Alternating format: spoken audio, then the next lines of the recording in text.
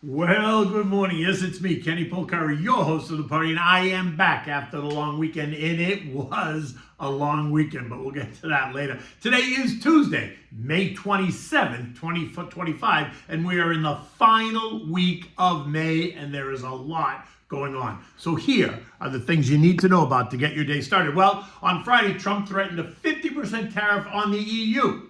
Stocks sold off, as you might expect.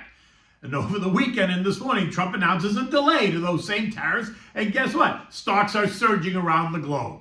Someone needs to check the personal trading accounts of everybody in that administration. Now, bonds are up, yields are down, gold is down, and oil is holding steady. And there's lots of economic data this week, but the PCE is going to be the highlight. And on the earnings front, Nvidia is due to report tomorrow afternoon after the bell. So strap yourself in. And what do we have at dinner? We're having the Tagliolini with Pears, Gorgonzola, and Guanciale. Delish. So investors, traders, and algos all got rattled on Friday by two aggressive Trump Truth Social posts. One saying that on June 1st, the U.S. was going to impose a 50% tariff across the Eurozone, period, the end.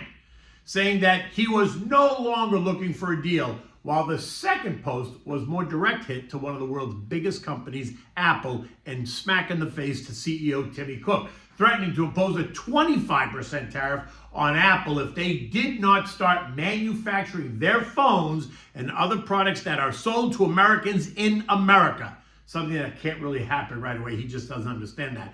Not something anyone expected to see on a Friday going into a long holiday weekend. The move caused the VIX to spike at one point by 27% in the pre-market, only to close up 10% by the end of the day, causing stocks to tumble as well, as trading desks were running on skeleton crews, as so many asset managers and traders had already hit the road to enjoy the long Memorial Day weekend. And as you can imagine, stocks struggled. The S&P falling by 1.3% or 72 points right out of the gate, as so many tried to make sense out of this latest move. But how could they? There was no sense in this post at all. Trump, being Trump, unable to just be quiet. He can't stop, always playing to his crowd, demanding change on his schedule, which means right now.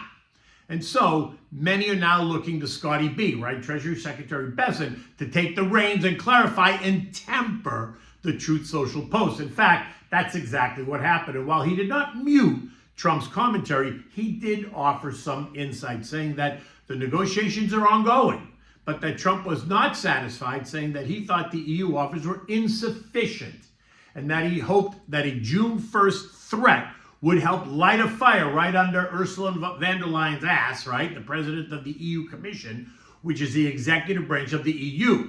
As Commission president, she is the one who sets the EU's policy agenda, leads a team of 27 commissioners, and represents the EU in international summits and negotiations. And that's the key here. There are 27 countries in the EU, and each one of them has their own agenda. So a trade agreement with the EU is a bit more complex than, say, a trade agreement with just one country. And so that took some of the sting out, but markets did close lower going into the weekend, with many wondering what's next. The long weekend was coming and a lot could happen. So what's next? Well, the 27 countries, by the way, in the EU include Austria, Belgium, Bulgaria, Croatia, Cyprus, Czechia, Denmark, Estonia, Finland, France, Germany, Hungary, Ireland, Italy, Latvia, Lithuania, Luxembourg, Malta, the Netherlands, Poland, Portugal, Romania, Slovakia, Slovenia, Spain, and Sweden. They represent the EU. So you're trying to make trade agreements individually with all those countries. Now, the Dow lost 256 points on this news. The S&P down 40, the NASDAQ down 188, the Russell gave back 5, the transports are down 88, the equal weight was down 28, while the MAG 7 gave up 338 points. And here's what's next. Over the weekend, the negotiations continued, and guess what?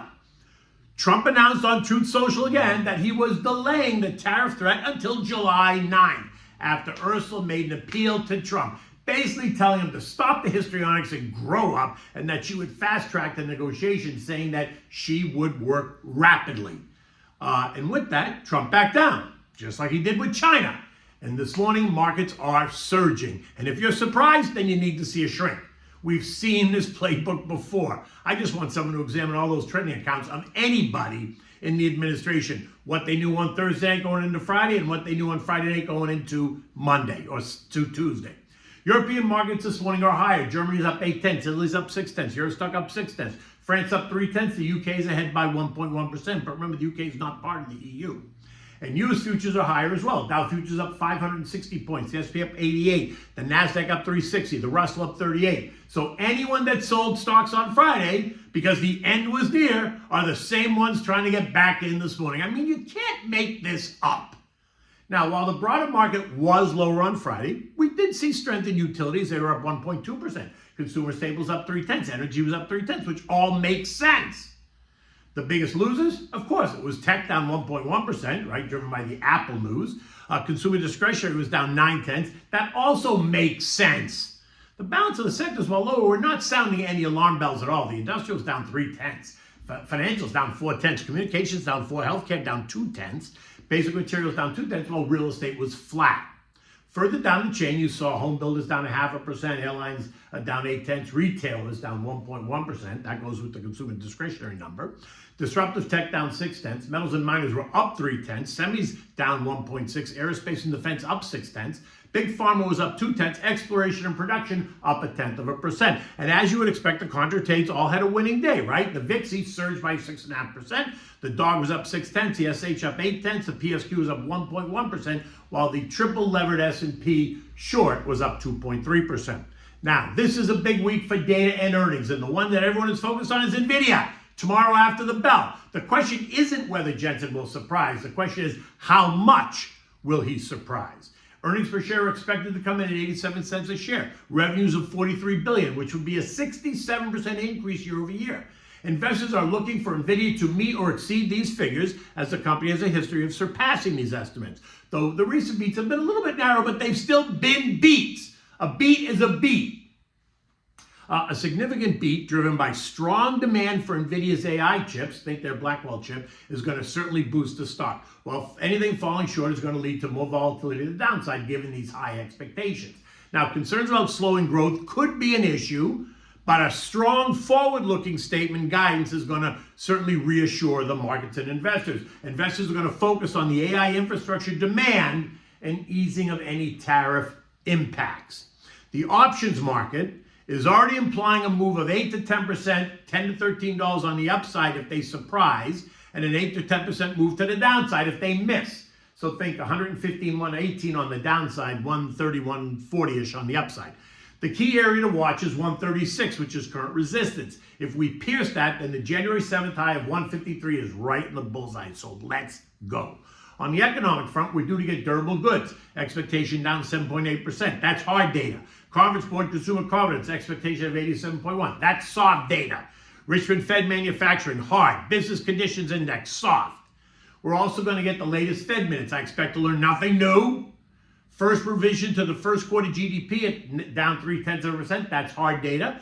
Pending home sales of down 1%. That's hard data. Personal income and spending, that's hard data. And the biggie, the April top line PCE inflation report. That's also hard data, which is expected to be up at 0.1% month over month and up 2.2% year over year, while core PC is expected to be up 0.1% year over year and 2.5% year over year. I don't expect you're going to see any upside surprises, but you never know. Gold was up $63 or 1.9% on Friday. Think about the headlines. And it's down $74 or 2.2% this morning. Again, think about the headlines. Oil is tight at 61.70, still below the trendline resistance at 62.80, leaving us in that $60 to $64 range. Bonds are up on Friday. The TLT was up 0.2, the TLH was up 0.3. This morning, bonds are higher again, and that's sending yields even lower. The 10-year is yielding 4.45%, down 5 bips. The 30 is down 7 bips at 4.96, below that key 5% rate. As noted, U.S. futures are up. Friday's action saw the S&P test trendline support down at 57.67 and bounce to end the day only down 40 points at 58.02. This morning's action is going to see us bounce, potentially taking us back to the 58.50, 58.70 range. Short-term resistance is at 59.68, a level that I think is going to prove to be difficult to penetrate right now. There's way too much economic uncertainty still, so stick to your plan. Do not get drawn into the fray. Do not jump in and make emotional decisions. If you're properly allocated, you're going to be just fine. If the action makes you nervous, then call me for a free, no obligation portfolio analysis, 561-931-0190. Happy to talk to you about it. Okay, what do we have at dinner tonight? We're having the Tagliolini, Pears, Gorgonzola, and Guanciale. Oh my God, so delicious. The combination of pear, Gorgonzola, and Guanciale in a sauce is a modern evolution of classic Italian flavor pairings. The pear and Gorgonzola are deeply northern Italian, while the Guanciale component adds a distinctly Roman kind of depth to this dish. So here we go. Here's what you need. First, you need the tagliolini, right? Which you can use thin spaghetti if you want to, if you can't get the tagliolini, which is just thin, fresh spaghetti. You need bosked pears, gorgonzola cheese, honey, guanciale, salt and pepper, olive oil. You want to bring a pot of salted water to a rolling boil on the back burner just so it's ready when you need it, right? Now, you're going to slice the guanciale into thin strips. You're going to add that to the saute pan. You're going to cook it until it's all nice and crisp. Don't burn it. Remove it and set aside, leaving any of the fat in that pan. Now peel the pear, then slice it into quarters, remove the seeds, and then cut it up into small pieces. Add the pear to the saute pan with the fat from the guanciale. Add in 1 teaspoon of honey. Cook it on medium-low for about 5 minutes until the honey helps it all caramelize. Now add the pasta to the water. Cook it until it's al dente, 8 minutes or so, no more than that. Now take the gorgonzola cheese, the pears, and a quarter cup of the Tears of the Gods, which is the pasta water. Put that into a blender and blend it all until it's all nice and creamy and delicious. Now add some of the sauce to the saute pan. Take the pasta when it's done, put it directly into the saute pan, add about a half a ladle of the pasta water, stir it to coat it really well. If it seems to be drying up because it sucks up the water, you can always add a bit more of the pasta water if you need to. Now, you're going to serve this in warm bowls, right? Twirl it nice, make a nice presentation, sprinkle it with a little bit of pepper and a bit more of the sauce on top, then place the crispy guanciale on top of that. Oh my God, que spectaculo. It is delicious. You're not ever going to be mad at me for giving you that recipe. It is so good. In any event, it's going to be kind of an overcast, rainy day here in South Florida today, but we'll see. I will be going to New York on Thursday evening. I'll be with Varney on Friday morning. Until then, take good care.